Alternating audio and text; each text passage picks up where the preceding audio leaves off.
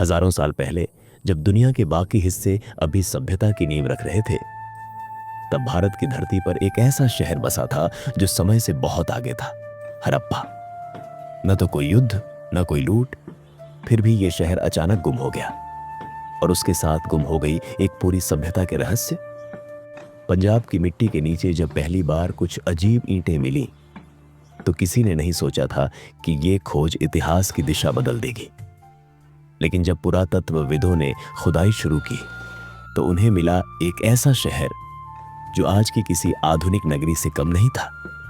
चौड़ी सड़कों पर सीधी रेखाओं में बने घर, हर घर में नालियां, स्नानागार और जल निकासी की ऐसी व्यवस्था जो आज भी हमारे शहरों में सपना लगती है।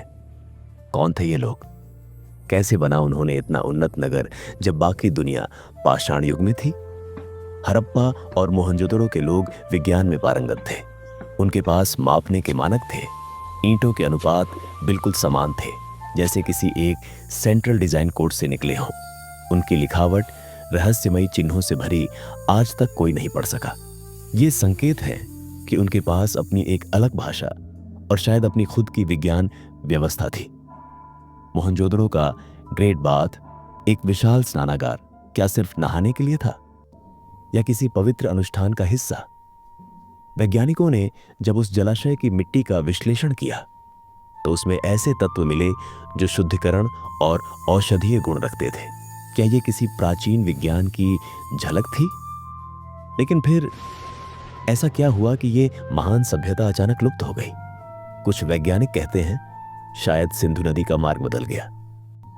कुछ का मानना है कि भयंकर सूखा पड़ा। लेकिन उपग्रह से ली गई हाल की तस्वीरों ने एक और चौंकाने वाली सच्चाई दिखाई। जमीन के नीचे छिपी नदियों के निशान, जो बताती हैं कि यह सभ्यता सिर्फ नदी किनारे नहीं, बल्कि जल प्रणाली के पूरे जाल पर निर्भर थी। और अगर यह सच है, तो क्या उन्होंने जल प्रवाह को नियंत्रित करना सीख लिया था? क्या वे हाइड्रोलॉजिकल इंजीनियरिंग जानते थे हजारों साल पहले? एक और रहस्य, शहर में कोई राजमहल या विशाल मंदिर नहीं मिला। मतलब यह सभ्यता समानता पर आधारित थी। कोई राजा नहीं, कोई दास नहीं। शायद यही वजह थी कि उनका समाज इतना संगठित था, और शायद यही वजह भी कि जब आपदा आई तो कोई केंद्रीय सत्ता उन्हें बचाने नहीं आई। लेकिन कुछ पुरातत्वविद अब मानते हैं शायद यह सभ्यता नष्ट नहीं हुई, बल्कि स्थानांतरित हो गई।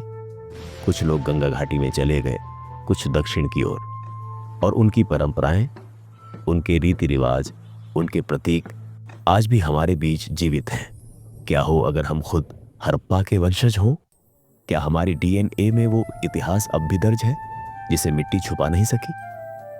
वो चिन्ह जो अब तक अपठनीय हैं, शायद किसी दिन खुल जाएंगे, और तब हमें पता चलेगा कि हड़प्पा सभ्यता ने सिर्फ शहर नहीं बनाए थे, बल्कि मानव बुद्धि के पहले सुनहरे अध्याय की रचना की थी।